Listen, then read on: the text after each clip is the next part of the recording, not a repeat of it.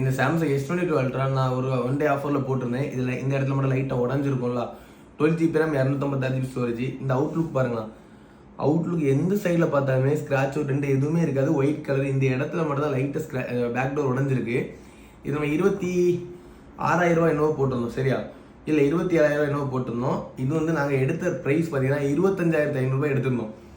நாளைக்கு ஒரு நாள் மட்டும் நம்ம ஃபாலோவர்ஸ்க்கு நான் எடுத்த ரேட்டுக்கே தரலான்னு இருக்கேன். 25,500 தரலாம். S22 ultra 12GB RAM 256GB storage S Penோட வந்துடும்.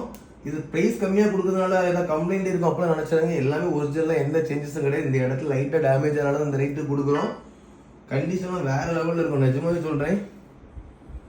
யூஸிங்லாம் பாருங்கள், கேமராலாம் பாருங்கள், எந்த ஒரு சேஞ்சஸ் எதுவுமே கிடையாது. பிராண்டிங்னா பிராண்டிங் கண்டிஷனில் இருக்கும்.